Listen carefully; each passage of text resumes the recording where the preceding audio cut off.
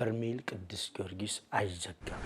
ምን ስትራቴጂ እንጠቀም ወይም ደግሞ ምን አይነት ዓላማ አለን እዚህ ፕሮጀክት ላይ ምን ማካተት አለብን የሚለውን በዚህ ፕሮጀክት ለማስቀመጥ ሞክረናል። እግዚአብሔር ቢረዳን ያው የወቅቱ ችግር ሰው እንደ ልቡ ላይ ያደርገው ይችላል። ችግር ላይ ነው ያለው ኑሮ ከብዶታልና ምናልባት ቢሆንም ይሄ ለእግዚአብሔር ብለው የሚሰጡት ነገር ስለሆነ አንዳንዴ ሱባኤ መያዝ ይፈልጋሉ። አብዛኛው ሰው በርሜል ቅዱስ ጊዮርጊስ የሚመጣው ሰው ሌሎች ኢትዮጵያ ላይ የሚገኙ ገዳማት ኢቭን ውጭ ሀገር ላይ ግሪክ፣ እስራኤል፣ ጆርዳን እንደዚህ ቦታዎች ላይ ቱርክ እነዚህ ሁሉ ቦታዎች ላይ ሂደው የሚያውቁ ቤተክርስቲያንን ተሳልመው የሚያውቁ ሰዎች ናቸው ያሉት። እነዚህን ስራዎችን የተርቢኖስ ሚዲያ እና መንፈሳዊ ጉዞ ማህበር አስተባብረው እንዲሰራልን በቤተክርስቲያኑ ስም አደራ የተሰጣቸው ስለሆነ ሁላችሁም ይህንን ስራ ለማከናወን የበኩላችሁን ልትወጡ በእግዚአብሔር ስም እንጠይቃለን። መጀመሪያ የምናገኘው እንደገባን እንደምናየው በሩ ነው። በግራና በቀኝ ደግሞ ሱቆች አሉ። የገዳሙ ምርቶች የሚሸጡባቸው ሊሆን ይችላሉ እና የቅዱሳት የሚሸጡባቸው። ከዛ ውጪ ፊት ለፊት የምናገኘው ቤተክርስቲያኑ ነው። በግራና በቀኝ አውደ ምሕረት አለ። አብዛኛውን ቦታ በግሪን ተሸፍኗል። አውደ ምሕረቱ ጋር ተያይዞ ቤተክርስቲያኑ በምንም ምክንያት አይሸፈንም። ይሄ እንደምናየው ቤተክርስቲያኑ ውስጥ እይታ ነው። ለ1 ወርና ለ2 ወር ጸበሉ ተዘግቷል። ማንኛውም ሰው ወደ በርሜል ቅዱስ ጊዮርጊስ መምጣት አይችልም። ተርቢኖስ ሚዲያ ዌብሳይት ላይ እናስቀምጥላቸውና ለማየት እንዲሞክሩ እናደርጋለን። አስተያየት ካላቸው አስተያየታቸውን እንዲሰጡ ማለት ነው። ይሄ ማለት ሰው መጥቶ እንዲድን መንገዱ በራሱ ንስሐ ነው። ስለዚህ እኛ እዛ ቦታ ላይ መጥቶ ልክ ጸበሉን የሚገርም ነው ብሎ እንደሚመለሰው ሁሉ ቦታውንም ደግሞ የሚገርም ነው በቃ ጥሩ ነው ብሎ ድጋሚ ላለመመለስ ሳይሆን ሁለተኛ ዙር ደግሞ አመቻችቶ ሌላ ጊዜ ደግሞ መመለስ እንዲችል። አንድ ሰው እኮ ብዙ ጊዜ ሌሎች ገዳማቶች ሲሄድ 3 4 የሚመላለስበት ሁኔታ አለ። በርሜል ቅዱስ ጊዮርጊስ ለመምጣት ግን አንድ ይሄድና ሁለተኛ ዙር ለመመለስ ያሉትን መሰናክሎች እያየ ብዙ ጊዜ ወደ ኋላ የሚልበት አጋጣሚዎች ይኖራሉ። ስትራቴጂያችን ላይ ስናስቀምጥ ዓላማችን አንዱ ቤተክርስቲያኑ ራሱን ማስቻል ነው። እንግዲህ እስካሁን ቅድም እንዳነሳ ነው ቤተክርስቲያኑ በየጊዜው ይዘጋል በተለያዩ ምክንያቶች። አንዱ ምንድነው ምናልባት ያንን ፋሲሊቲ ማሟላት ያልቻለበት ያንን ቦታ ማሟላት ያልቻለበት ምክንያት አንዱ የገንዘብ እጥረት ወይም ደግሞ ቋሚ ገቢ ስለሌለው ሊሆን ይችላል። በተለይ ከምንም ነገር በላይ ደግሞ ወጣቱን በሱስ ውስጥ ያለውን የጠፋውን ይሄ በሰንሰለት ታስሮ በሰው ድግምት በመተት በተለያየ ነገር አረንቋ ውስጥ ያሉ ብዙ መስራት የሚችሉ ብዙ ትልቅ ጭንቅላት ያላቸው በየቤቱ ተደብቀው በየማገገሚያው ያሉ ሰዎች በተው እዚህ ቦታ ላይ ቢድኑ ብዙ ሀገር ብዙ ስራ ብዙ ነገር ትጠቀማለች ብለን እንጠብቃለን።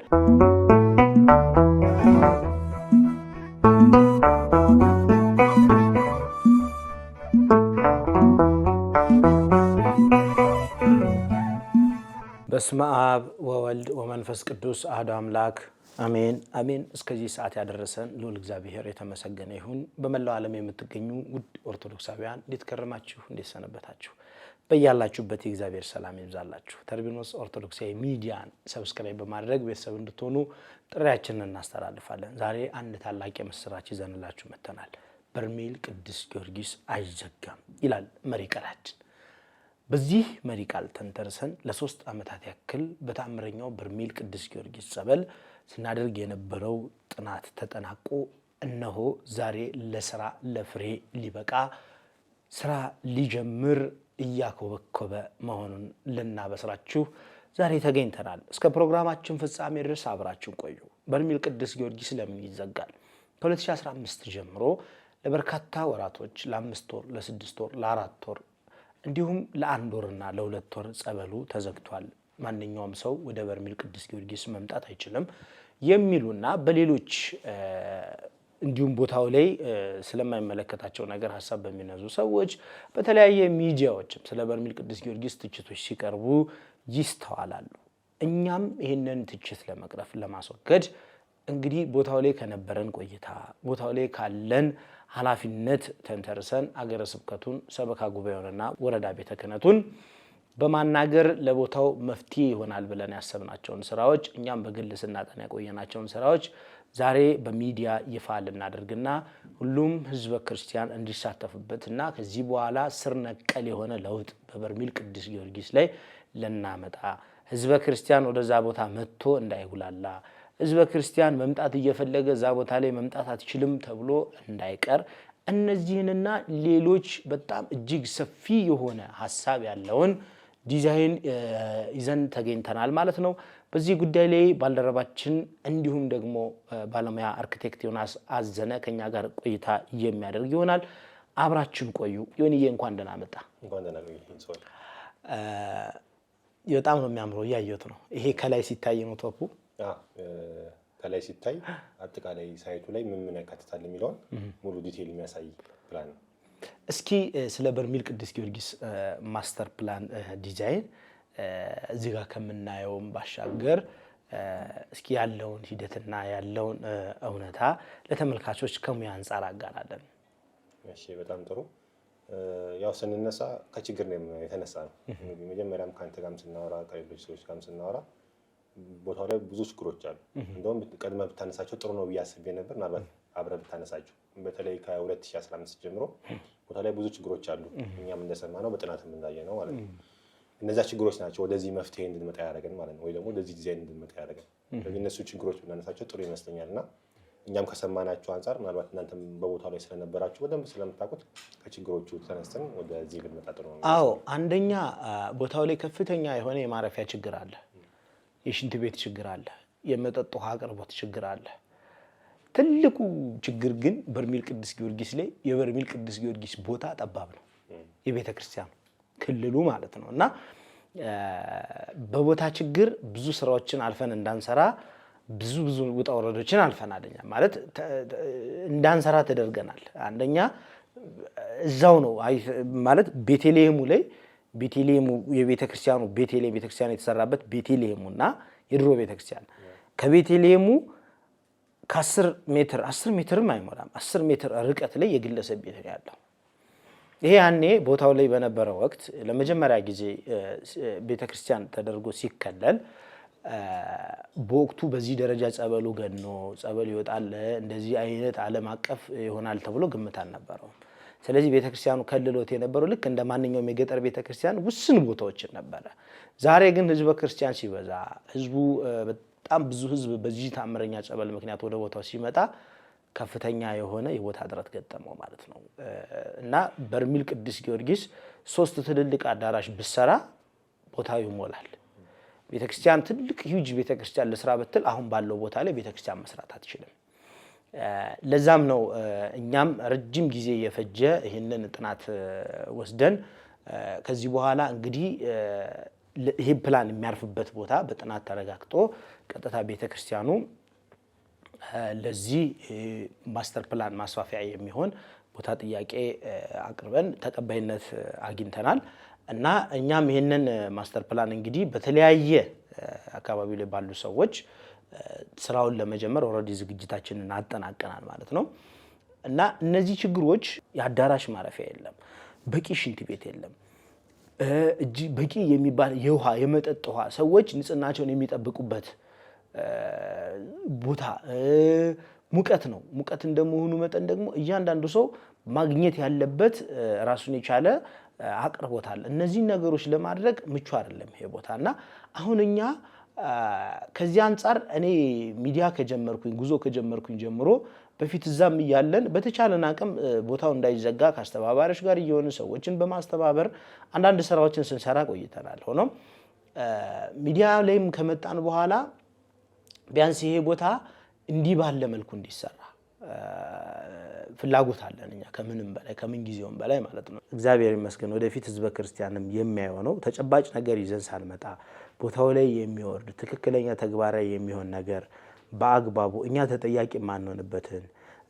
ህዝቡም የተሰራውን ስራ ማየት የሚችልበትን ትክክለኛ ስራ ለነገ ለትውልድ የሚተላለፍ ስራ ለህዝበ ክርስቲያን ለማስተላለፍ ነው እስካሁንም የዘገየ ነው ማለት ነው። ስለዚህ ከዚህ በኋላ ግን አብረን ብዙ ስራዎችን እንሰራለን። እኔ ብዙ ማብራሪያ ሰጠው ምን ያካትታል ምን ስራዎች አሉ የሚሉትን ደግሞ ካንተ ጋር ቆይታ እናደርጋለን። በዚህ አጋጣሚ እንግዲህ ተመልካቾቻችን አርኪቴክት ዮናስ አዘነ እጅግ በጣም የምንወደው የምናከብረው የቤተ ክርስቲያን ልጅ ነው።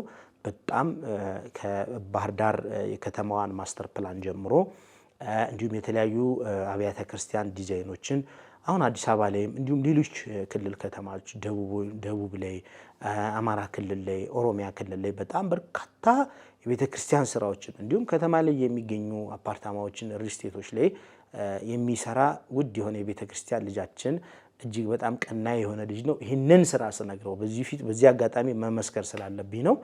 እኔ ስለ በርሜል ቅዱስ ጊዮርጊስ እኔም አንዱ ተሟጓች ነኝ። በርሜል ቅዱስ ጊዮርጊስ እንዲዘጋ አልፈልግም የሚል ሀሳብ ይዞ ብዙ ስራዎችን በራሱ ፈቃደኝነት ነው እንቅልፍ አጥቶ በጣም በርካታ ባለሙያዎችን በራሱ ወጪ ሸፍኖ ይህንን ስራ እዚህ ደረጃ ያደረሰልን። ይሄ ቀጥታ መሬት ላይ የሚወርደው ተግባራዊ የሚሆነው እያንዳንዷ ነገር በጥንቃቄ የተሰራችለት ከማቴሪያል ካቀርቦት ሁሉም ዲቴል ዲዛይን ጭምር የተሰራለት ፕሮጀክት ነው። ሁሉም ነገር የተጠናቀቀለት ፕሮጀክት ነው ይዘን የመጣ ነው ማለት ነው። አብራችሁን ቆዩ። ቀጥታ ወደ አንተ ሄዳለሁ። ዮኒዬ እግዚአብሔር ይስጥልን ጥሪያችንን አክብረህ ስለመጣ። እሺ አመሰግናለሁ። ሰው እኛም ወደ ፕሮጀክቱ ስንገባ የመጀመሪያ ልናነሳ የፈለግነው ማየት የፈለግነው ምን ችግር አለ ቦታው ላይ የሚለው ያው ፕሮጀክቱን ከእናንተ ጋር ስናወራ ያው በደስ ብሎ ነው እየሰራን የነበረው። ነገር ግን ያው ሁሌ ወደ ዲዛይን ሲገባ ሁሌ የሚነሳው ከችግር ነው። ቦታው ላይ ቅድም የገለጽካቸው ሙሉ ችግሮች አሉ ቦታው ላይ። ስለዚህ ለነዛ ችግሮች ምን መፍትሄ እንስጥ የሚል ወይም ደግሞ ለዛ ችግር መፍትሄ የሚሰጥ ዲዛይን ለማቅረብ ነው የሞከርነው ማለት ነው። ዲዛይን ስንሰራ እንግዲህ ያው የአርክቴክቸራል ዲዛይንም ሌሎች ዲዛይኖችም ሲሰሩ ማሟላት ያለባቸው ስታንዳርዶች አሉ። ስለዚህ በዚህ ዲዛይንም ከዚህ በፊት ባልተለመደ መልኩ እነዚህ ትክክለኛ ስታንዳርድ የሚባሉ ነገሮችን ወይም ደግሞ ዲዛይኑ ሲሰራ ማሟላት አለበት ያልነውን ነገሮች በዚህ ዲዛይን ውስጥ ለመስራት ሞክረናል። ከዛ ውጪ ምንድነው ምናልባት ያው ቅድሚያ ማንሳት ያለብን ምንድነው አንድ ዲዛይን ሲሰራ 3D ብቻ አይደለም የሚሰራው ወይም ደግሞ እንደዚህ ፕሮጀክቱ እንዲታይ የአርክቴክቸራል ዲዛይን ብቻ አይደለም የሚሰራው፣ ብዙ ዲዛይኖች አሉ በውስጥ የሚካተቱ። ከዛ ውጪ ግን ከዲዛይኑ በፊት ጥናቶች ሰርተናል። ከእናንተ ጋር ሆነን ያለፉትን ዓመታት ጥናት ስንሰራ ነበር። ስለዚህ በጥናቶች ያገኘነውን ግኝት ነው ወደ ዲዛይን የቀየርነው ማለት ነው። ስለዚህ ይሄ ዲዛይን ወደፊት ተግባራዊ የሚሆን ወይም ደግሞ ወደ ተግባር ወደ መሬት የሚወርደው ዲዛይን ነው ማለት ነው።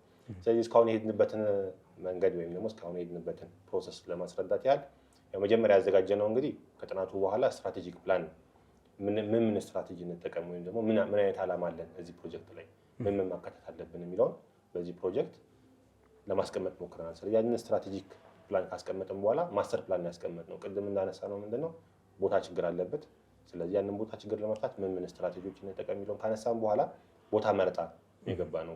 ከቦታው አንፃር ከጸበሉ አንፃር የትኛው ቦታ ቢሆን የተሻለ ነው የሚለውን ቦታ ከመረጥን በኋላ ፕሮጀክቱ የሚቀመጥበትን ቦታ ወስነን ወደ ተግባር እንድንገባ ማለት ነው። ቦታ ከመረጥን በኋላ ማስተር ፕላን ያዘጋጀነው። ፕላኑ ላይ ምንድነው ምናልባት እናነሳዋለን ዞኒንግ የሚባል አለ።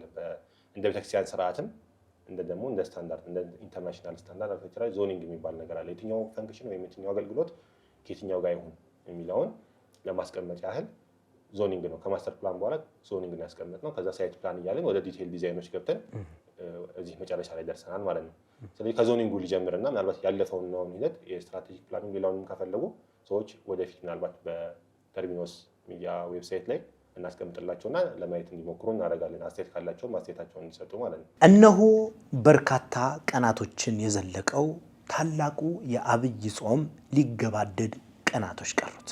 ጊዮርጊስ ጊዮርጊስ ጊዮርጊስ አበፈረስ ታላቅ መንፈሳዊ ጉዞ ወደ ተአምረኛው በርሜል ቅዱስ ጊዮርጊስና ምርት ደለጎ ቅዱስ ኪዳነ ምሕረት ጸበል ጉዞ አዘጋጅቷል። መነሻውን ሚያዝያ 2 መመለሻ ሚያዝያ 14 መነሻችን አፕሪል 10 መመለሻ አፕሪል 22 እንዲሁም መነሻውን ሚያዝያ 8 መመለሻውን ሚያዝያ 17 እንዲሁም መነሻችን አፕሪል 16 መመለሻችን አፕሪል 25 የሆነ የጉዞ መርሃ ግብር አዘጋጅቶ እነሆ ይላችኋል። አዘጋጅ ተርቢኖስ መንፈሳዊ የጉዞ ማህበር። ግን ከዞኒንግ እንጀምርና የመጀመሪያው ምንድነው ቅድሚያ መስጠት ያለብን ምንድነው የሚለውን ለማስቀመጥ ሞክረናል ማለት ነው። ስለዚህ 3 አይነት ዞኖችን ለማስቀመጥ ሞክረናል በመጀመሪያ ደረጃ ቅድሚያ የሚሰጣቸው ብለን ማለት ነው። የመጀመሪያው ምንድነው የቤተክርስቲያኑ ዞን ነው። ሁለተኛው ደግሞ የአዳራሽ ዞን ነው። ሶስተኛ ደግሞ የጸበሉ ዞን ነው።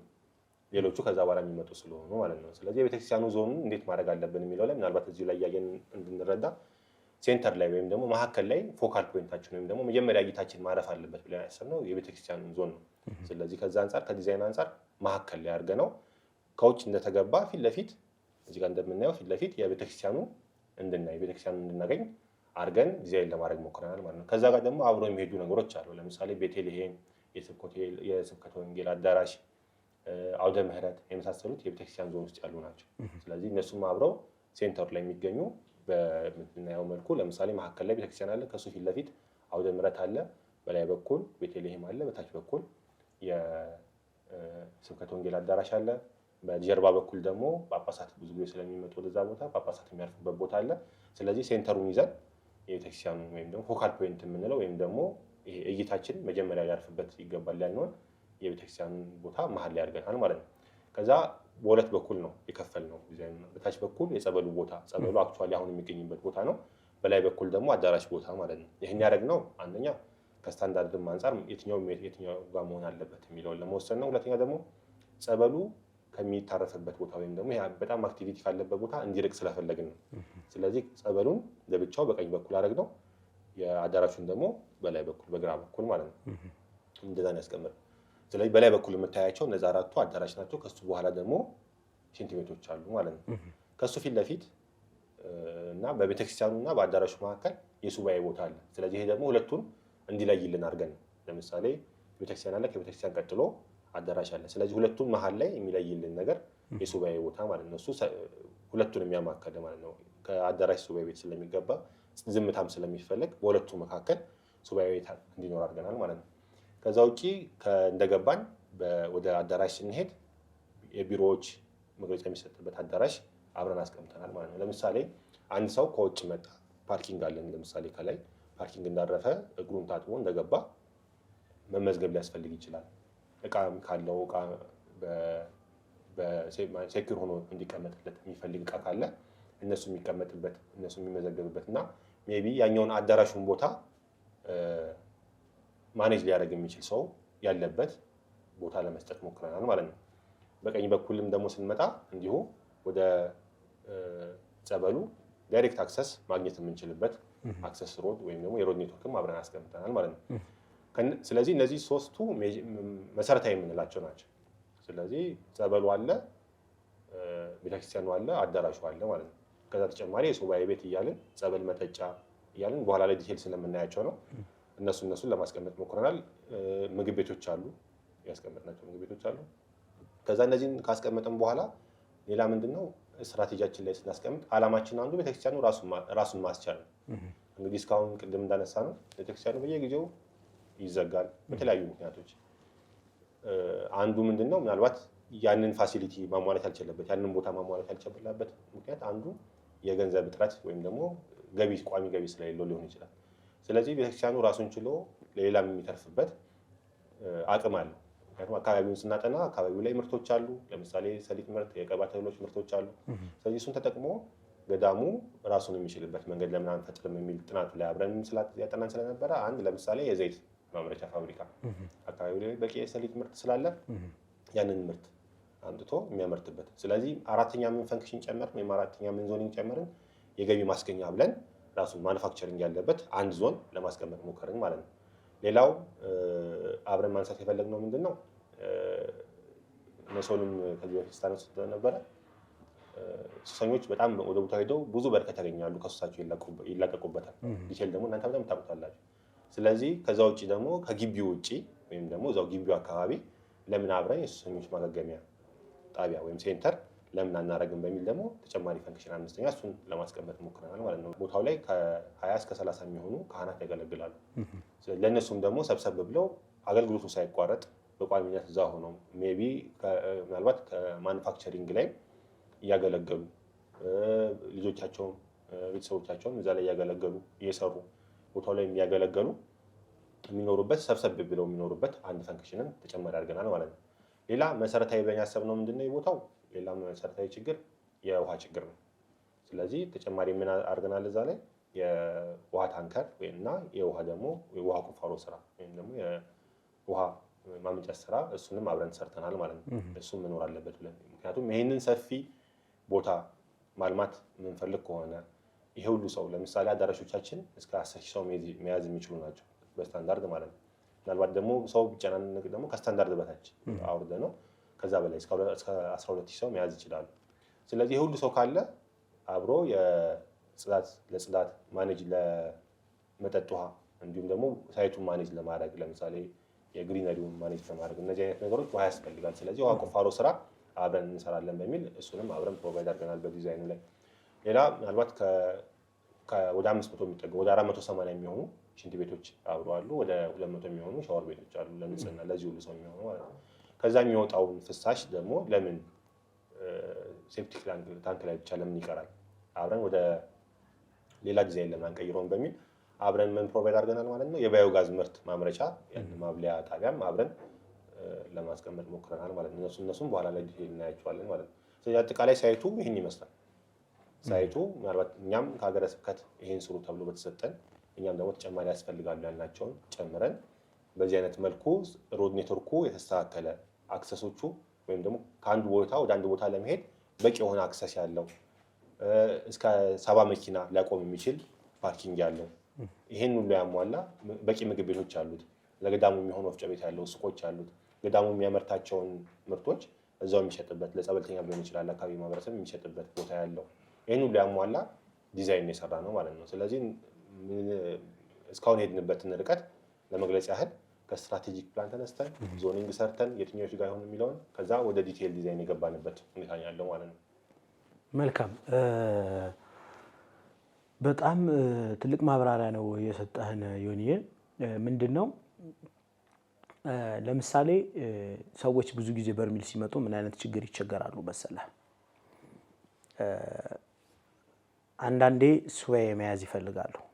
አብዛኛው ሰው በርሜል ቅዱስ ጊዮርጊስ የሚመጣው ሰው ሌሎች ኢትዮጵያ ላይ የሚገኙ ገዳማት ኢቭን ውጭ ሀገር ላይ ግሪክ፣ እስራኤል፣ ጆርዳን እንደዚህ ቦታዎች ላይ ቱርክ እነዚህ ሁሉ ቦታዎች ላይ ሂደው የሚያውቁ ቤተክርስቲያንን ተሳልመው የሚያውቁ ሰዎች ናቸው ያሉት እና ወደ በርሜልም ወደ ሌሎች ገዳማቶችም ሲሄዱ ከሀገር ውስጥም ከውጭ የሚመጡ ሰዎች ተወሰነች ቀን ራሳቸውን ማዳመጥ የሚችሉበት በዝምታ በጥሞና ሆነው ማሳለፍ የሚፈልጉበትን ጊዜ ይፈልጋሉ እና ይሄ የአብዛኛው ሰው ጥያቄ ነው፣ ሱባኤ መያዝ የሚችሉበት ማለት ነው። እና እኛም ይህንን ነገር ታሳቢ ከማድረግ እዛ እንግዲህ ዲቴል ዲዛይኑ ላይ ገብተን እናብራራለን። የሱባኤ ቤቶችን ለመስራት አስበናል። በጣም በርካታ ሰው መያዝ እንዲችል ሁሉም ግን የማይገናኝበት ድምጽ ለድምጽ የማይሰማማበት ራሱን ችሎ የሚንቀሳቀስበት ከዛ ውጪ ቦታው ሙቀት ነው። ሙቀት እንደመሆኑ መጠን ደግሞ ያንን ሙቀት በጣም ከፍተኛ ሙቀት ነው ያለ መቋቋም የሚችልበት አንድ ቤት ተዘግቶ ሲቀመጥ የራሱ የሆነ ቬንቲሌሽን ሲስተም የተገጠመለት አዳራሽ ነው የሚሰራው። እስኪ እነዚህንና ሌሎች ዲዛይኖችን እንግዲህ ገብተን ወደ ውስጥ ለተመልካቾችም እናስጎብኛቸው። እኛም እንግዲህ ያለውን ዲዛይን በደንብ እንየው ማለት ነው። እነሆ በርካታ ቀናቶችን የዘለቀው ታላቁ የአብይ ጾም ሊገባደድ ቀናቶች ቀሩት።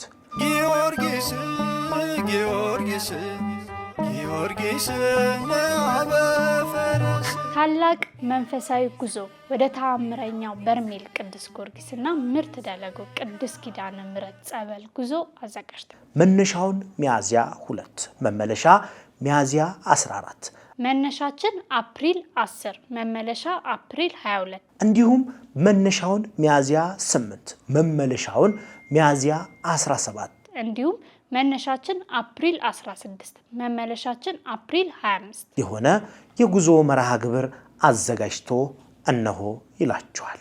አዘጋጅ ተርቢኖስ መንፈሳዊ የጉዞ ማህበር። በጣም ጥሩ። በቃ ዲዛይኑን ስንጀምር እንዳልኩ ቅድም ያልናቸውን ነገሮች ካሟላን በኋላ ለመታውንም ስላነሳው አንተ ስታንዳርድ ነው ያዘጋጀነው። ቦታው ምን አይነት መሆን አለበት የሚል ስታንዳርድ ስትራቴጂክ ፕላን አለን፣ ዲቴይል የሆነ ማስተር ፕላን አለን። ዲቴይል ዲዛይኖች ስንመጣ ስታንዳርድ ነው ያዘጋጀነው። አሁን ምንድነው መነሳት ያለበት ሁሌ እንደዚህ አይነት ስራዎች ሲሰሩ አሁን ባልተለመደ መልኩ ስሪዲ ይሰራና ከዛ ወደ ብር መሰብሰብ ይጀምራል። ከዛ ስራው ሲሰራ አክቹአሊ ከዛ በኋላ ነው ዲዛይኑ የሚሰራው። ስለዚህ ብዙ አመት ይፈጃል። ከዛ ውጭ ደግሞ ምንድነው ዲዛይኑ በምን እንደሚሰራ ማቴሪያል አልተወሰነለትም። ዲዛይኑ ምን ያህል እንደሚፈጅ ምን እንዳለው ኢቭን ላይታወቅ ይችላል። በእኛ ዲዛይን ግን ምንድነው ስታንዳርድ አዘጋጅተናል።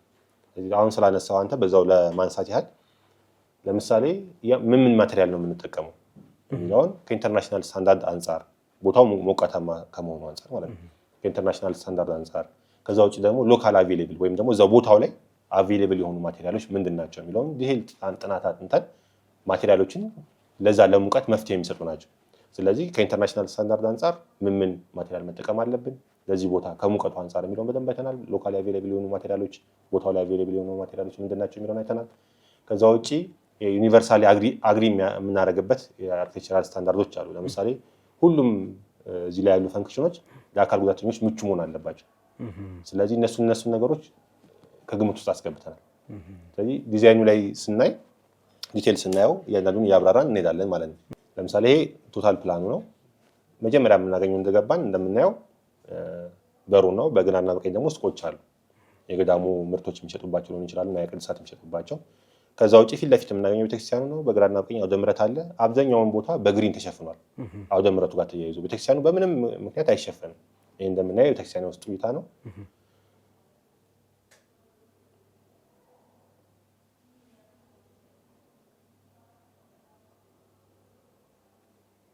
ስለዚህ አብዛኛው ቤተክርስቲያኑን ይዞ የመሀል ሰርክሏን እቺ የቤተክርስቲያን ዞን ያልናትን በብዛት ክፍተኛ ያደረግናቸው ከስብከተ ወንጌል አዳራሽ ከቤተልሔም ውጪ ወደፊት ለፊት ያሉትን እንደምናየው በጣም ብዙ ሰዎች በአንድ ጊዜ ሊያስተናግድ የሚችል በአንድ ጊዜ እስከ 10 ሺህ ሰው መያዝ የሚችል አውደ ምሕረቱ ሲደመር ደግሞ ግሪነሪዎችም አሉ። ለምሳሌ ቦታው ላይ ስናለማ አብረን ግሪነሪውንም እናለማለን ወይም ደግሞ ላንድስኬፑን ማለት ነው። ከዛ ቀጥሎ በጀርባ በኩል ደግሞ የጳጳሳት ማረፊያ አለ። ቦታው ላይ በስፋት በተደጋጋሚ ጳጳሳት ይመጣሉ።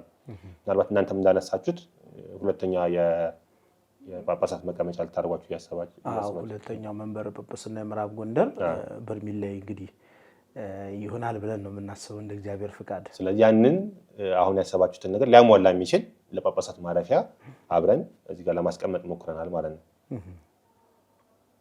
ስለዚህ ምን ያሟላል የሚለው የጳጳሳት ማረፊያ ምናልባችሁ አንድ ጳጳስ መጥቶ እዚያ ሲያርፉ ጀምረው እዛው 2 ቀን 3 ቀን ቢቆዩ ምን ያስፈልጋቸዋል የሚለውን ከግምት ውስጥ ያስገባ ዲዛይን የሰራ ነው ማለት ነው።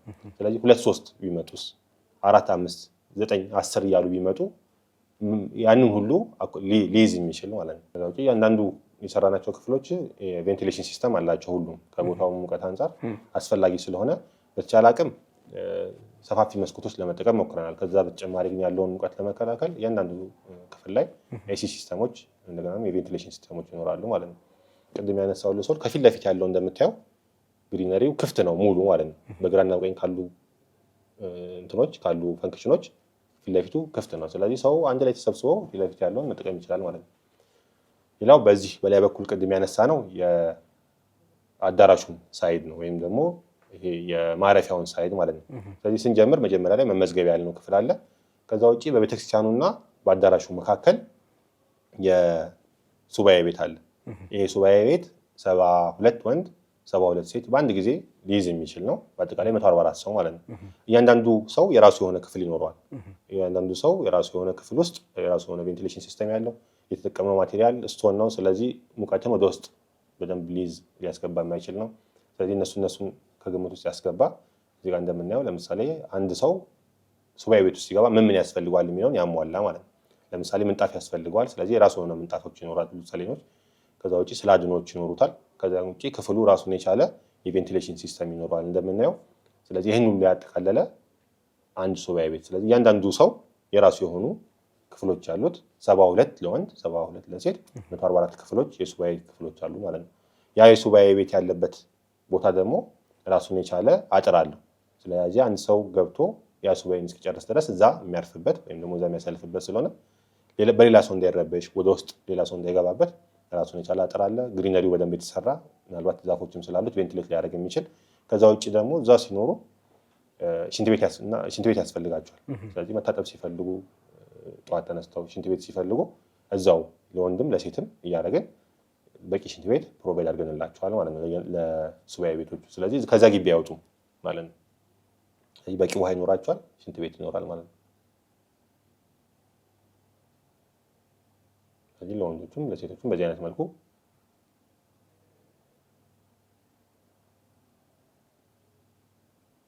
ሽንት ቤቶችን ሰርተንላቸዋል ማለት ነው። እዛው መጠቀም ይችላሉ ማለት ነው። ሱባኤ ቤት እዛው ሱባኤ ቤት አጥር ውስጥ ወይም ደግሞ እዛው ኮምፓውንድ ውስጥ ከዛ ሳይወጡ እዛው ሽንት ቤት ያገኛሉ። ውሃ ቢፈልጉ ለመጠጥ ለምሳሌ በቀን የሚፈቀድላቸው ሊኖር ይችላል። ለምሳሌ 1 ኩባያ ውሃ ከተባለ ለምሳሌ ቢያስፈልጋቸው ውሃ ከቦታው ሙቀት አንጻር እዛ ሄደው ለምሳሌ አንዳንድ ቦታ እንደምናየው 12 ሰዓት ላይ የሚመገቡበትና ለምሳሌ መጸዳጃ ቤት የሚሄዱበት ከሆነ 12 ሰዓት ላይ ሄደው ከዛ ከቦታው ጸበል ውሃ ቀድተው ታጥበውም ሊሆን ይችላል። ለምሳሌ የሚቀምሱትን የሚቀምሱበት ሊሆን ይችላል። ሽንት ቤት መጠቀም ከፈለጉ ተጠቅመው የሚወጡበት ራሱን የቻለ ኮምፓውንድ ውስጥ ሽንት ቤት አስቀምጥልናቸዋል ማለት ነው። ስለዚህ ከሱባኤ ቤቱ በላይ የምናገኘው የአዳራሾቹን ነው ማለት ነው። ስለዚህ መጀመሪያም እንደተነጋገርነው ፕሮግራማችን ስናስቀምጥ 4 አይነት አዳራሾችን ለመስራት ነው ያሰብነው በእኛ በኩል። የመጀመሪያው የአእምሮ ህሙማን አዳራሽ ነው። ሁለተኛው የአካል ጉዳተኞች አዳራሽ ነው። ሶስተኛው የሴቶች አዳራሽ ነው። አራተኛው የወንዶች ማረፊያ አዳራሽ ነው። ስለዚህ እነዚህ 4 አዳራሾች ምን ማካተት አለባቸው የሚለውን ከግምት ውስጥ በማስገባት ከስታንዳርድ አንጻር አንድ ሰው ምን ያህል ቦታ ሊፈልግ ይችላል፣ ምን ያህል ሊይዙ ይችላሉ እነዚህ አዳራሾች የሚለውን በስታንዳርድም ከስታንዳርድ በታችን መወርደን ለምሳሌ ሰው ቢበዛብን ጥራቱን ሳይቀንስ ያ ቦታ ጥራቱን ሳይቀንስ እንዴት ነው መጠቀም የሚችለውን ለማስቀመጥ ሞክረናል ማለት ነው። ስናስቀምጣቸውም እያንዳንዳቸው የራሳቸው ክፍል አላቸው፣ የራሳቸው ኮምፓውንድ አላቸው። ስለዚህ ለምሳሌ ከሴቶች ኮምፓውንድ ወደ ወንዶች ኮምፓውንድ መሄድ አይቻልም። እያንዳንዱ ራሱ ኮምፓውንድ አለው ማለት ነው፣ በግሪነሪም የተከፈለ። የውስጥ እይታው ደግሞ ስናየው አዳራሹ ለምሳሌ 2500 ሰው በአንድ አዳራሽ ውስጥ ከምናስቀምጥ ብለን እያንዳንዱ ፓርቲሽን 20 ሰው የሚቀመጥበት እቃዎችንም ማኔጅ ለማድረግ ሊሆን ይችላል። ከዛ ውጭ ደግሞ ድምፅንም ደግሞ ሰውንም ማኔጅ ለማድረግ 20 ሆነው ለምሳሌ በአንድ ክፍል ውስጥ 20 ሆነው የሚያርፉበት አዳራሽ ነው። አዳራሹን ስንሰራው ያው ቅድም ካነሳሁልህ አንጻር ሲሆን ኢንተርናሽናል ስታንዳርዶች ምን ይላሉ የሚለውን አይተን ከዛ ውጭ ከማቴሪያል አንጻር ምን ማቴሪያል እንጠቀም፣ ይህንን ክፍል ደግሞ ቬንቲሌት ለማድረግ ለምሳሌ ከሜካኒካል ቬንቲሌሽን ውጭ በተፈጥሮ የምናገኘውን ንፋስ እንዲያገኝ ደብል የሆነ ሜሽ እያደረግን ማቴሪያል የተጠቀምን ለማስቀመጥ ሞክረናል ማለት ነው። ከዛ ውጭ ምናልባት አዳራሽ ውስጥ ያሉ ሰዎች ጸሎት ማድረግ ይፈልጉ በግልም በግሩፕም የጸሎት ቦታ ደግሞ ለብቻ ደግሞ አስቀምጠናል ማለት ነው። በላይ አንድ በታች አንድ እያደረግን እዚህ ውስጥ ላሉ ሰዎች የሚሆኑ ማለት ነው። ከዛ ውጭ መስኮቶቻችን በጣም ረጃጅም መስኮቶች ናቸው። ወደ 3 ሜትር ከ50 አካባቢ ናቸው ቁመታቸው። ስለዚህ ለምሳሌ ሙቀት በሚሆንበት ሰዓት ሙሉ ብንከፍተው ሙሉ የሆነ ቬንቲሌሽን ወይም ደግሞ ንፋስ ልናገኝበት የምንችል ናቸው ማለት ነው። ይሄ ጸሎት ቦታችን ነው። ስለዚህ ስዕል አድኖቹ በስርዓት ተቀምጠው ሰው መጥቶ የሚጸልይበት ቦታ ነው ማለት ነው። ከዛ ውጭ ለምሳሌ በግሩፕ ሆኖ ሰው ማውራት ቢፈልግ እያንዳንዱ ክፍል ውስጥ ቁጭ ብሎ ቢያወራ ሰው ከሚረበሽ በግሩፕ ሆኖ የሚወያይበት ቦታውን ደግሞ አብረንም ለማስቀመጥ ሞክረናል ማለት ነው። ለምሳሌ አንዳንድ ሰዎች ማብሰል ሊፈልጉ ይችላሉ። ስለዚህ ለምሳሌ ማብሰል ሊፈልጉ ውጭ ሆነው እያበሰሉ፣ መወያየት ሊፈልጉ ደግሞ ውስጥ ሆነው የሚወያዩበት ቦታ አብረን ለማስቀመጥ ሞክረናል ማለት ነው። ስለዚህ እንደዚህ አይነት ነገሮችን የሰዎችን ፍላጎት ጥናትም ስናደርግ ምን ይፈልጋሉ የሚለውን ከግምት ውስጥ በማስገባት ለምሳሌ ስለ ቅዱሳን ሕይወት ሊሆን ይችላል ወይ ደግሞ ገዳሙ ላይ የተደረጉ ታሪኮችን መስማት ቢፈልጉ ማውራት ቢፈልጉ በየክፍሉ ረብሻ እንዳይኖር በግሩፕ ሆነው ተሰብስበው የሚያወሩበት የሚወያዩበት ቦታ አብረን ለማስቀመጥ ሞክረናል ማለት ነው። ይሄ የምናየው ሜሹ ነው። ስለዚህ ንፋስ በአራቱም አቅጣጫ እንዲገባ ደብል የሆነ ሜሽ ለማስቀመጥ ሞክረናል። ይሄ እንደምናየው አጥሩ የሱባኤ ቦታው አጥር ነው። ስለዚህ ሱባኤ ቦታው ከአዳራሹ በአጥር የተለየ ነው ማለት ነው። እነዚህ ከጀርባ የምናያቸው ሽንት ቤቶች ናቸው። ከቦታው ከአዳራሹ ጀርባ ነው ያሉ ሽንት ቤቶቹ ከአዳራሹ ጀርባ ማለት ነው። ያ ማለት ምንድነው? ከቤተክርስቲያኑ እንዲርቁ እንፈልጋለን። ስለዚህ በቤተክርስቲያኑና በእነዚህ ሽንት ቤቶች መካከል አዳራሽና ሱባኤ ቤት አለ። ስለዚህ ሽንት ቤቶቹ ከአዳራሹ በጣም የራቁ ናቸው ከቤተክርስቲያኑ። ከአዳራሹ ደግሞ አክሰስ እንፈልጋለን። አዳራሽ የሚኖረው ሰው የሽንት ቤቱን አክሰስ ይፈልጋል። ስለዚህ ለዛ የሚሆኑ በጥቂት ሜትር ርቀት ላይ ሽንት ቤቶች ያስቀምጠናል ማለት ነው። ከስታንዳርድ አንጻር በቂ አይደለም 480 ሽንት ቤት ግን ምንድነው ቢያንስ ይህንን አኮሞዴት ሊያደርግ የሚችል ሽንት ቤት። ምክንያቱም ምንድነው ቦታው 10,000 ሰው ቢመጣበት ብለን ያሰብነው። ስለዚህ ለ10,000 ሰው ሊበቃ የሚችል ሽንት ቤት ለማስቀመጥ ሞክረናል። ስለዚህ እስከ 480 የሚሆን ሽንት ቤቶች፣ ወደ 200 የሚሆን ሻወር ቤቶች አብረን ፕሮቫይድ አድርገናል ማለት ነው። ነገር ግን ምንድነው በቀጣይ የሰው ቁጥርም የሚጨምር ከሆነ ይሄ ሽንት ቤት የማይበቃ ከሆነ አብሮ ሊሰፋ የሚችል ነው። ተጨማሪ ሽንት ቤቶች ልንገነባ የምንችል የማስፋፊያ ቦታ አብረን ትተንለት ማለት ነው። ስለዚህ በዚህ አይነት መልኩ ወደ 480 ሽንት ቤት 240 ለወንድ 240 ለሴት የሚሆኑ እነዚህ ሽንት ቤቶች ለአካል ጉዳተኞች ምቹ የሆኑ እንዲሁም ለአእምሮ ህሙማንም በበቂ ሁኔታ ሊያስጠቅሙ የሚችሉ አደጋ ሊፈጥሩ የማይችሉ ናቸው። በዚህ አይነት መልኩ ዲዛይን አድርገን ለማስቀመጥ ሞክረናል ማለት ነው። ሌላው ምንድነው አብረን ያነሳ ነው እንግዲህ ይሄ ሁሉ ሽንት ቤት ካለ 10,000 ሰው በላይ በአንዴ መጠቀም ማሳረፍ የሚችል አዳራሽ ካለ የዚህን ሁሉ ሽንት ቤት የሚወጣውን ፍሳሽ ለምን ለበጎ ነገር አንጠቀምበትም በሚል ሁለት ነገሮችን አስበን አብረን የባዮጋዝ ማብለያ ቦታ የባዮጋዝ የሚመረተው ምርት ገዳሙን ያለውን ፍላጎት ሊሸፍን የሚችል ከዛም አልፎ ደግሞ አካባቢው በቅርብ ርቀት ያሉ ሰዎችን ለመሸፈን የሚችል ለመብራትም እንዲሁም ደግሞ ለማብሰያ የሚሆኑ የባዮጋዝ ማብለያ ጣቢያዎችን እንትን ብለናል። ከዛ ውጪ ከዛ የሚቀረው ደግሞ ተጨማሪው ገዳሙ ለምሳሌ ወደፊት እቅዳችን ላይ የእርሻ ቦታ እንዲኖረው እንፈልጋለን።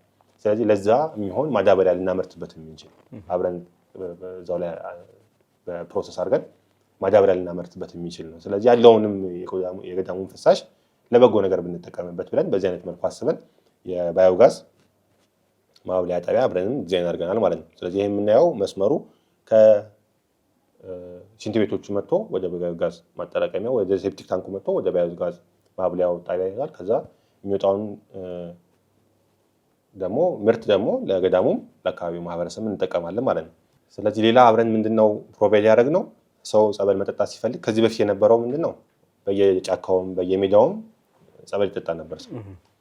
ስለዚህ ያንን ችግር ለመፍታት ጸበል መጠጫ ቦታ ራሱን የቻለ ጸበል መጠጫ ቦታ ፕሮቫይድ አድርገናል ማለት ነው።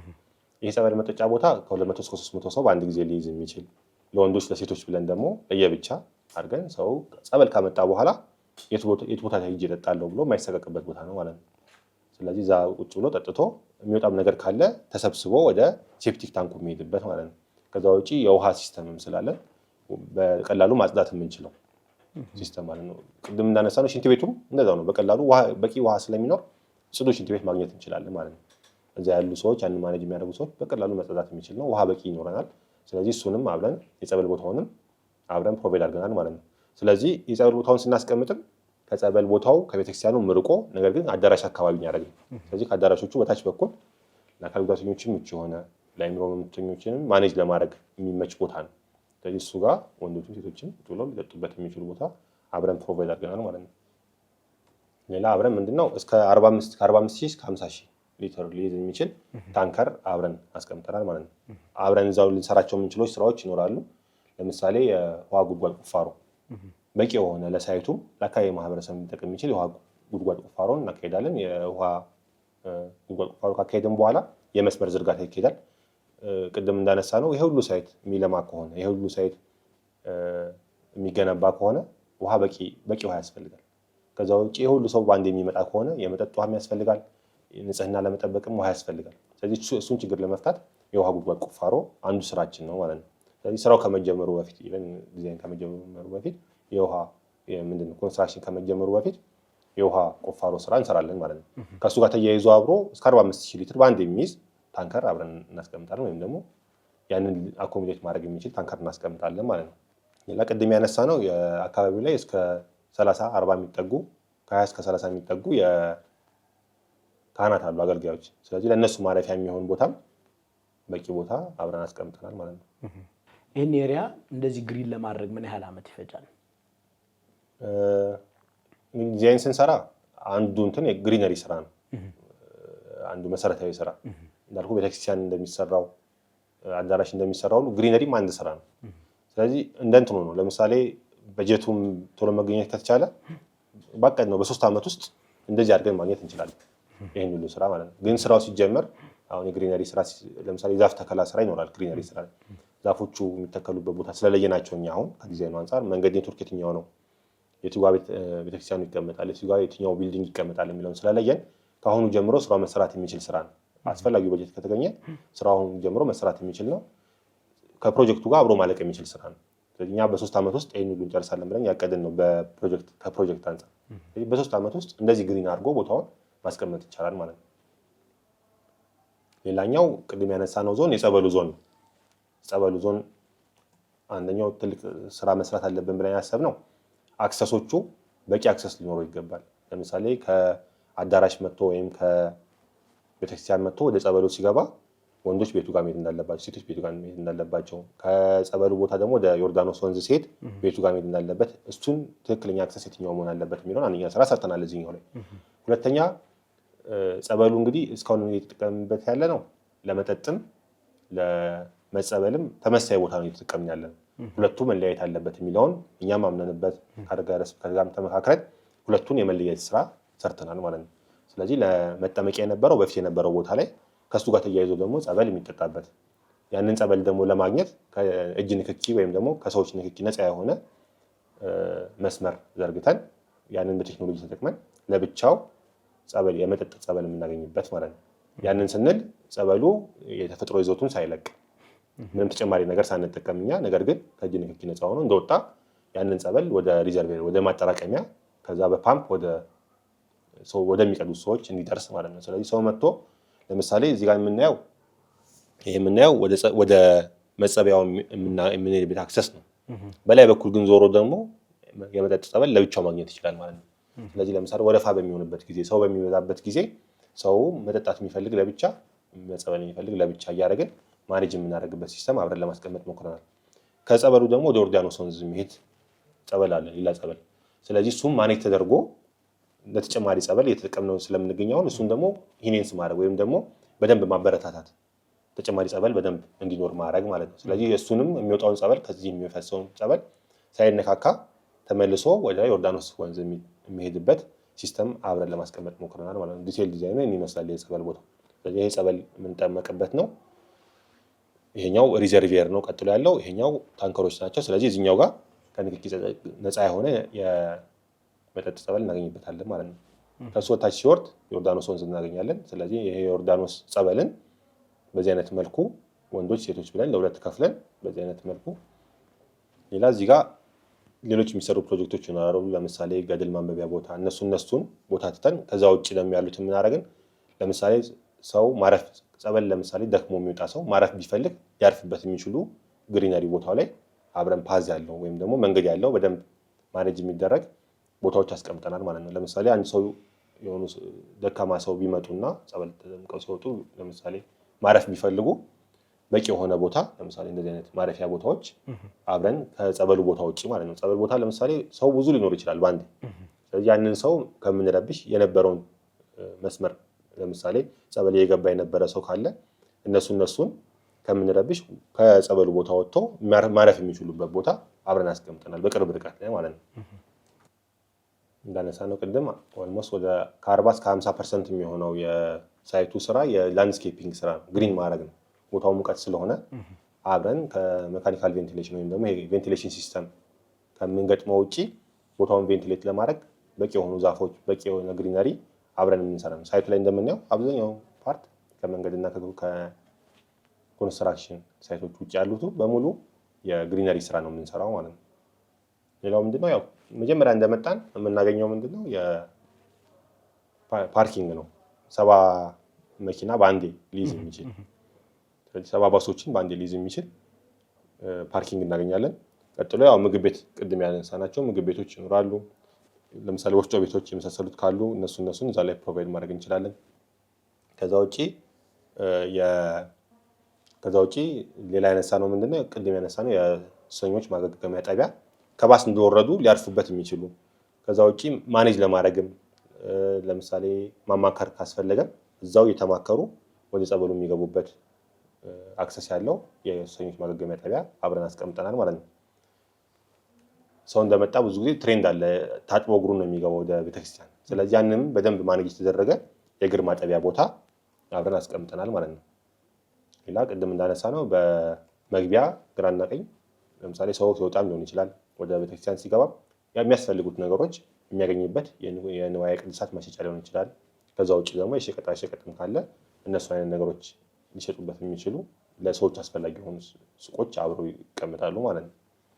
ሌላኛው ዞን ያስቀመጥነው የማኑፋክቸሪንግ ዞን ነው።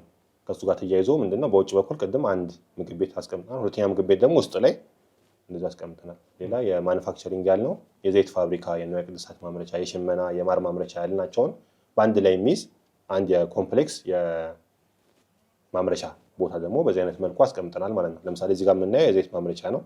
በጀርባ በኩል ደግሞ በዛ በኩል የምናያቸው ደግሞ የሽመና ማምረቻ፣ የሽመና ስራዎች የሚሰሩባቸው ሌሎች ነገሮችን በዛ በኩል አስቀምጠናል ማለት ነው። አጠቃላይ ፕሮጀክቱ ይህን ይመስላል። ዋው! እንግዲህ እጅግ በጣም ትልቅ ፕሮጀክት ነው ያሳየህን ወንድማችን ዮናስ። ይሄ ነገር በቅርብ ጊዜ ተሰርቶ ይጠናቀቃል ብለን እንጠብቃለን።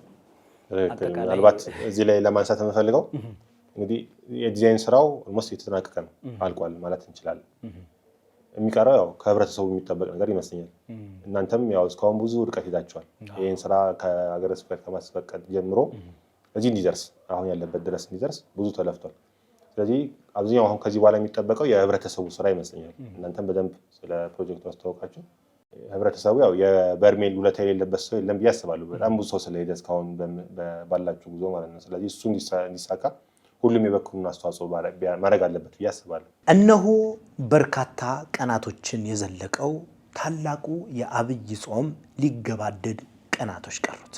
ጊዮርጊስ ጊዮርጊስ ጊዮርጊስ ለአበ ፈረስ ታላቅ መንፈሳዊ ጉዞ ወደ ተአምረኛው በርሜል ቅዱስ ጊዮርጊስና ምርት ደለጎ ቅዱስ ኪዳነ ምሕረት ጸበል ጉዞ አዘጋጅቷል። መነሻውን ሚያዝያ 2 መመለሻ ሚያዝያ 14 መነሻችን አፕሪል 10 መመለሻ አፕሪል 22 እንዲሁም መነሻውን ሚያዝያ 8 መመለሻውን ሚያዝያ 17 እንዲሁም መነሻችን አፕሪል 16 መመለሻችን አፕሪል 25 የሆነ የጉዞ መርሃ ግብር አዘጋጅቶ እነሆ ይላችኋል። አዘጋጅ ተርቢኖስ መንፈሳዊ የጉዞ ማህበር።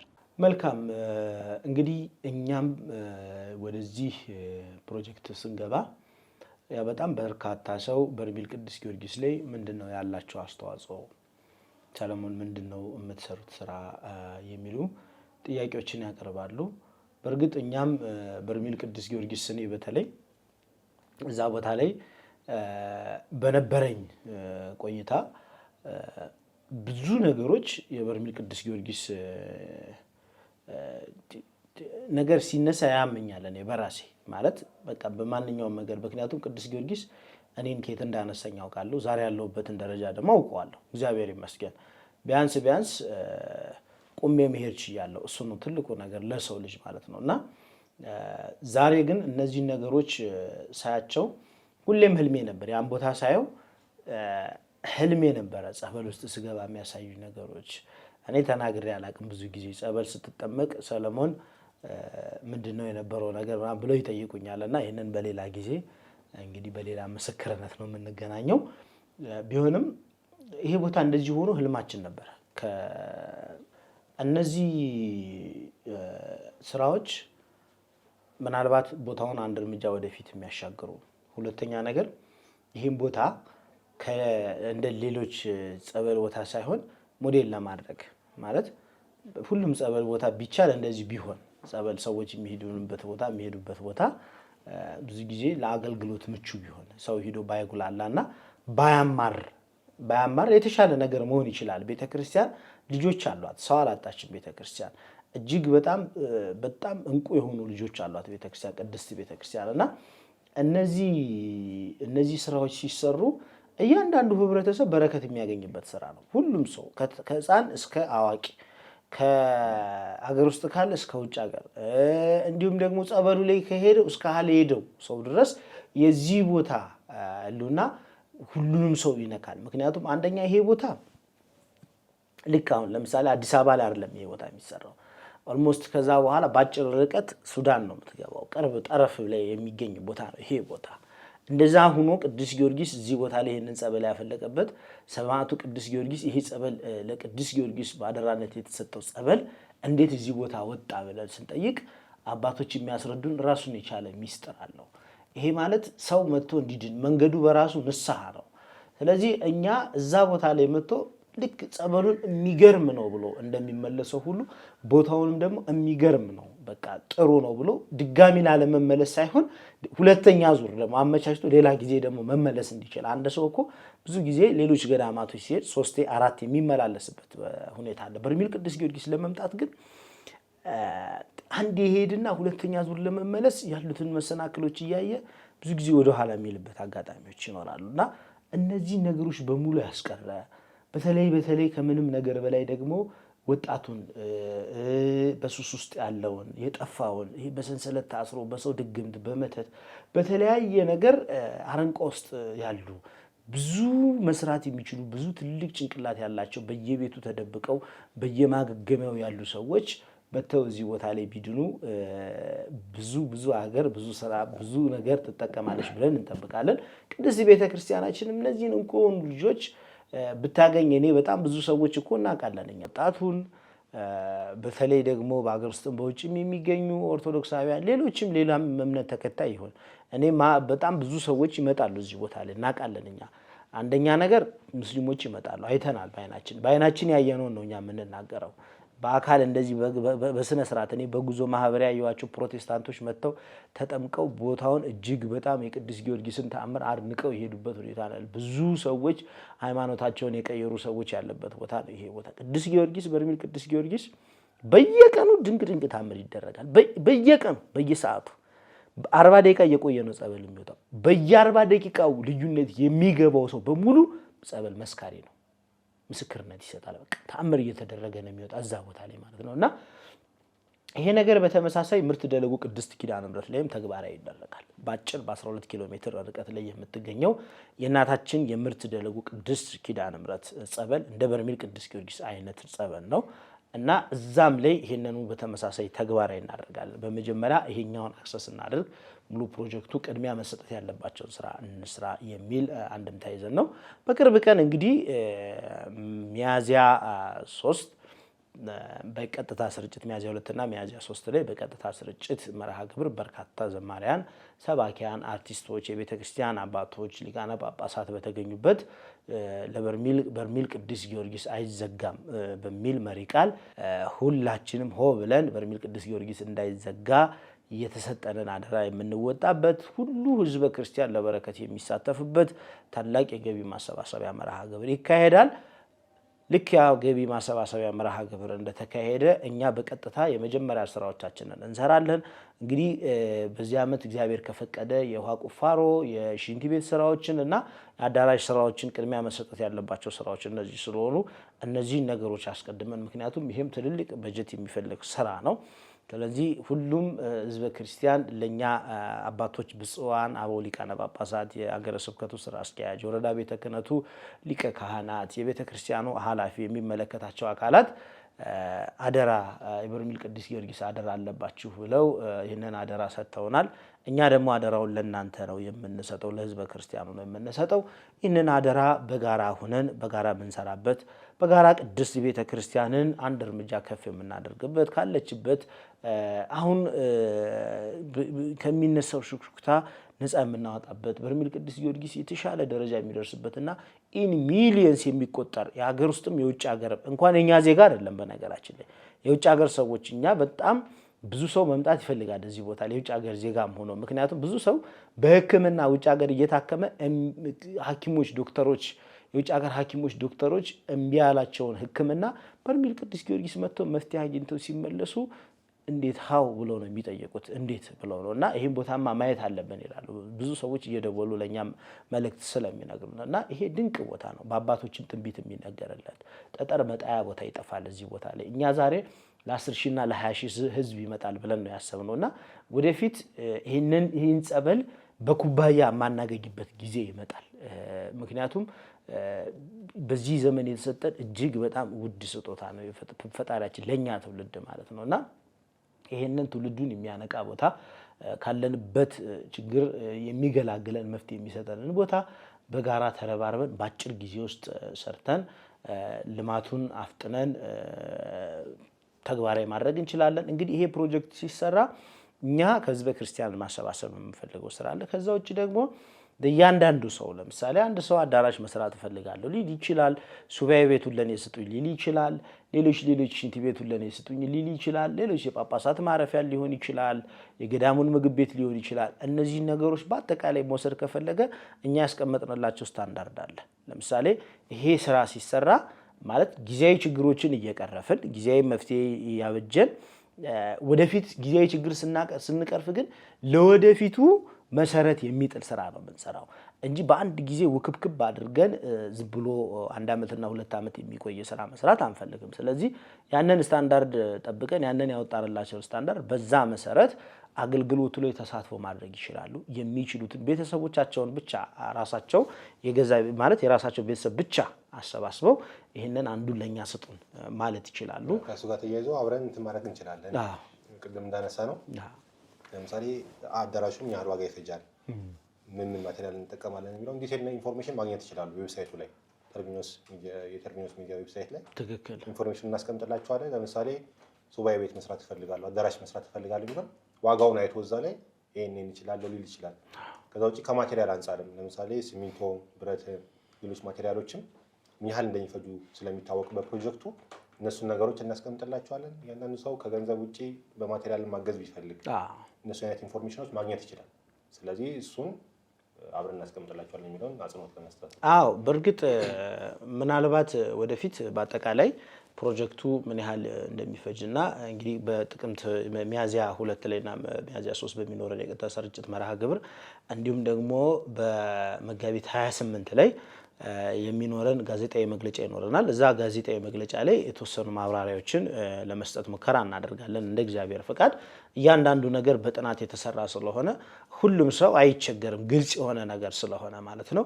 ምክንያቱም አንደኛ ነገር እኛ በግል አካውንት አይደለም ገንዘብ የምንቀበላቸው፣ ራሱ አገረ ስብከቱ ባመነበት ቤተክርስቲያኗ በምትከታተለው ኦዲት በሚደረግ አገረ ስብከቱም ታች ያለው ወረዳ ቤተ ክህነቱም ማንም የወጣውን ገቢና የወጣውን ወጪ ኦዲት ማድረግ የሚችል አካውንት ነው በሀገረ ስብከቱ ፍቃድ ተከፍቶ የሚንቀሳቀስ ለዚህ ፕሮጀክት መስሪያ ማለት ነው። እኛም እስከዛሬ ድረስ ይፋ ማናደርገው ሚዲያ ላይ በገንዘብ ነው። ምክንያቱም ሰው ለበርሜል ቅዱስ ጊዮርጊስ ሲባል ማንኛውም ሰው ወደ ኋላ አይልም። እንኳን ለበርሜል ቅዱስ ጊዮርጊስ አይደለም ለአንዲት ቤተክርስቲያን እንኳን ሲባል በጣም ብዙ ሰው ብዙ ድጋፍ ያደርጋል። እኛ በስልክ እየደወልን ብዙ ሰዎችን እያስቸገርን ብዙ የተጎዱ ቤተክርስቲያኖች ድጋፍ ተደርገውላቸዋል። ጧፍ፣ እጣን፣ ዘቢብ የተለያየ ነገር የሌላቸው ንዋየ ቅድሳት የሌላቸው አብያተ ክርስቲያናት በየገጠሩ ብዙ ድጋፍ ተደርጎላቸው ዛሬ እግዚአብሔር ይመስገን ድጋፍ ያደረጉላቸውን ሰዎች ሁላ በጸሎት እያሰቧቸው በቅዳሴ ሰዓት ሌሊቱን በሙሉ ስለነሱ ጸሎት እያደረጉ ፈጣሪን እየተማጸኑ የሚገኝ ህዝበ ክርስቲያን ያለ። ስለዚህ አሁን እኛም ይሄንን ጊዜ እስካሁን ድረስ ይፋ ያላወጣንበት ትልቁ ምክንያት ምንድነው? አንደኛ ነገር በግል አካውንት ነገሮች እንዳይንቀሳቀሱ ፍላጎት ስላለን ነው። እዚህ ነገር ላይ በደንብ አጽንኦት ልሰጡበት ይገባል። ህዝበ ክርስቲያን ራሱን የቻለ መዋቅር ራሱን የቻለ ኮሚቴ ተዋቀረለት ስራ ነው የምንሰራው።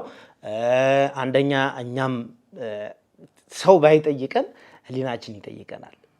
ከህሊና ፍርድ መዳንም የምንፈልግበት ስራ ነው ይሄ ስራ።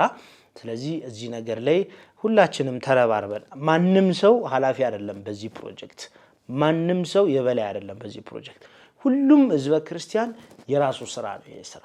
ስለዚህ ሁሉም ሰው ተረባርበን ቅድስት ቤተክርስቲያንን ወደፊት አንድ ስቴፕ የምናሻገርበት ራሳችንን ሰተን በበረከት ስራ እያንዳንዱ ሰው ገንዘብ የሌለው በጉልበት አቅም የሌለው በሐሳብ እኛ ገና ብዙ ሐሳብ እንፈልጋለን ከዚህ በኋላ። ምክንያቱም ሚዲያ ላይ ይፋ ስናደርገው እንዲህ ቢሆን ተብሎ የሚጠቀሱ ዲቴል የሆኑ ስራዎች ስላሉ እነዛን ስራዎች በአጠቃላይ ባለሙያ የሆኑ የተለያየ በዚህ ሙያ ላይ ያሉ ሰዎች ሐሳባቸውን መስጠት ይችላሉ። ቦታው ላይ እየተገኙ እኛ ያስቀመጥናቸው ዞኒንግ ቦታዎች አሉ። እነዛን ዞኒንግ ቦታዎች ይሄ ነገር ሐሳብ ቢቀየር በምስራቅ ቢሆን በምዕራብ ቢሆን በደቡብ ቢሆን ይሄ ቢሆን የሚሉ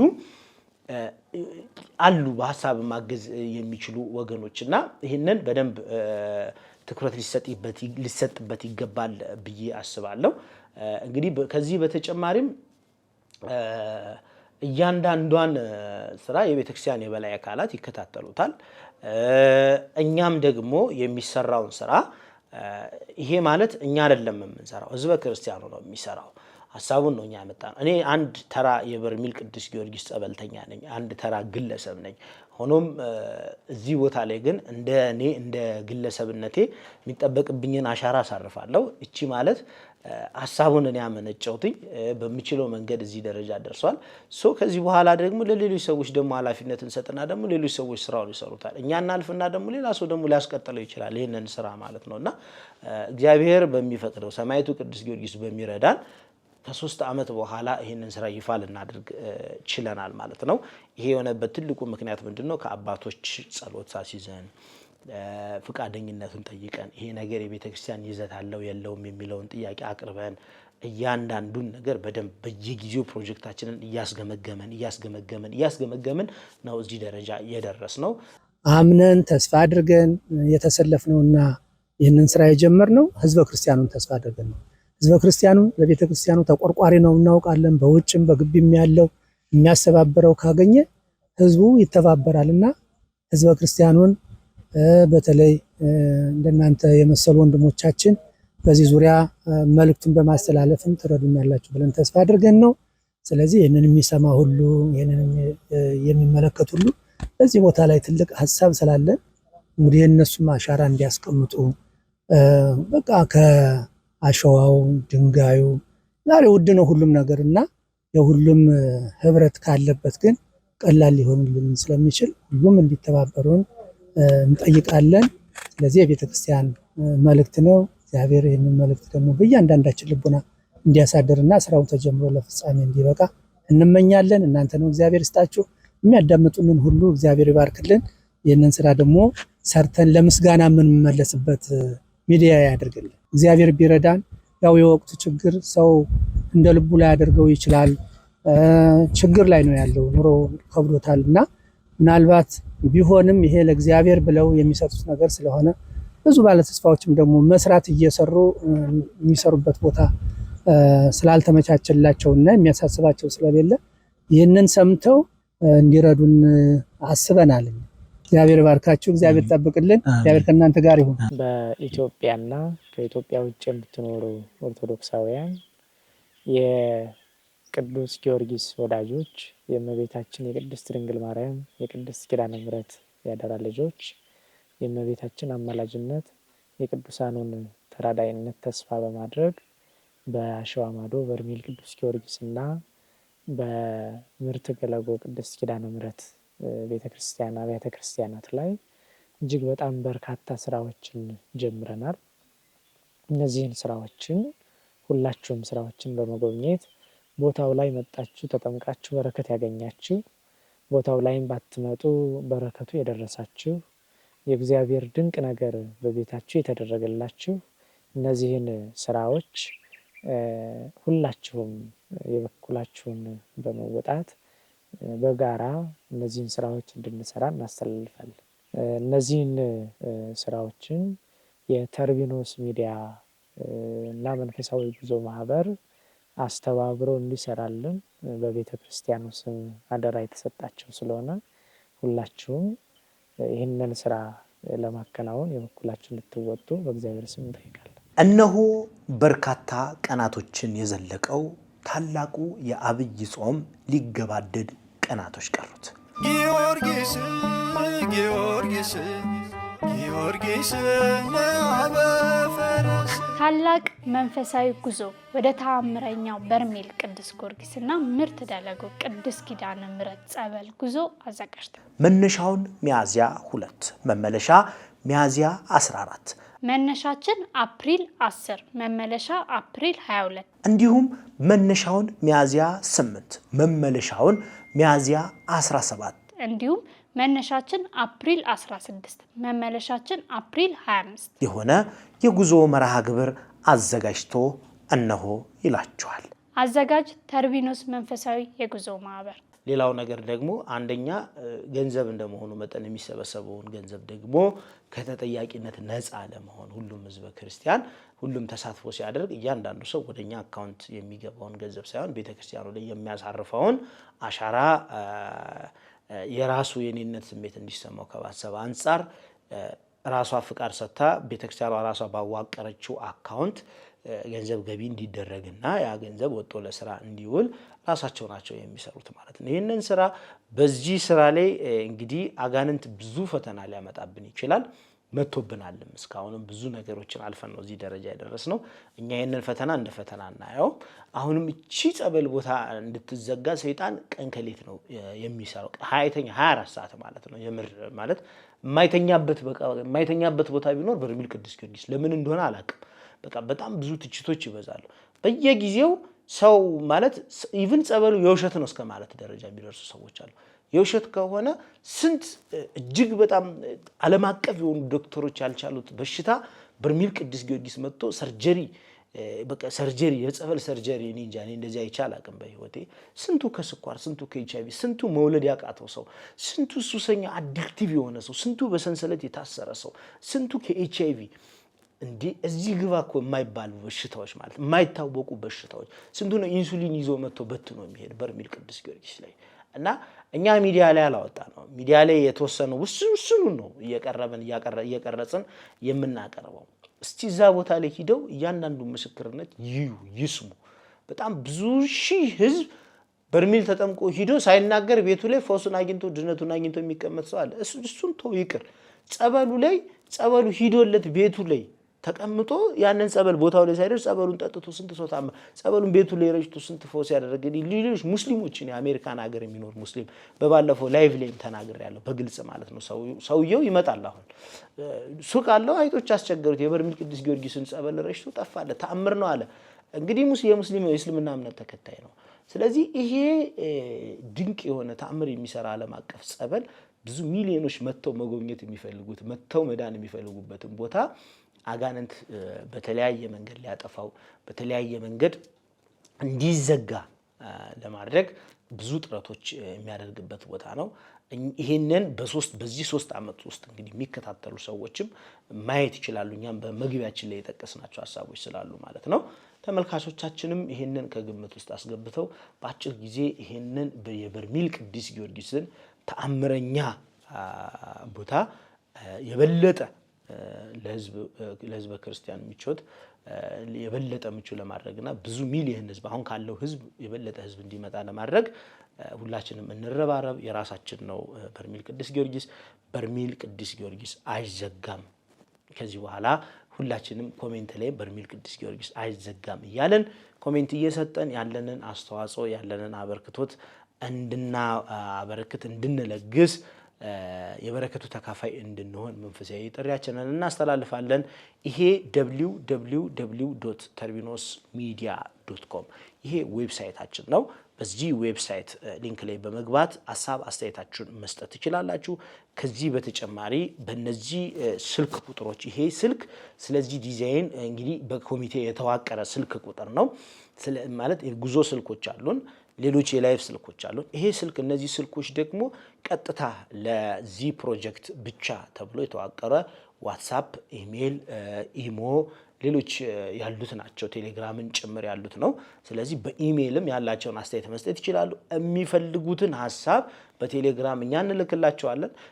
ከሌ ብለን ደግሞ ሚዲያ ላይ እያንዳንዱን ሐሳብ ደግሞ ማውጣት እንችላለን እንዲህ ድብቅብቅ የምናደርገው ነገር አይኖርም ለህዝብ ይፋ የሆነ ግልጽልጽ ያለ ስራ ነው የሚሰራው ያንዳንዱ ነገር ተቀምጧል በማቴሪያል ድጋፍ ማድረግ ከቻሉ በማቴሪያል በገንዘብ ድጋፍ ማድረግ ከቻሉ በገንዘብ ሁሉንም ያማከለ ስራ ነው የምንሰራው ማለት ነው ወንድማችን አርኪቴክት ዮናስ አዘነ እንግዲህ አገልግሎት ዘመንን ይባርክልን ነው የምንለው ወደፊትም ይሄ ፕሮጀክት እስከሚጠናቀቅ ድረስ አብሮን ቆይታ የሚያደርግ ነው የሚሆነው ከኛ ጋር የኔ እግዚአብሔር ይስጥልን ከዚህ በኋላ ካንተ ብዙ ነገር እንጠብቃለን ተመልካቾችም እንግዲህ እግዚአብሔር ይስጥልን ብላችሁ ዮናስን አመስግኑልን በእውነት ብዙ ልፋት የተደገመበት ስራ ነው ይሰራልን በጣም እጅግ አድርገን እናመሰግናለን ይህንን ፕሮግራም የተከታተላችሁ ተመልካቾቻችን በአጭር ጊዜ ውስጥ በሚዲያችን በመናስተላልፈው የገቢ ማሰባሰቢያ መርሃ ግብር ላይ በመገኘት በቀጥታ ስርጭት በመግባት የበኩላችሁን አስተዋጽኦ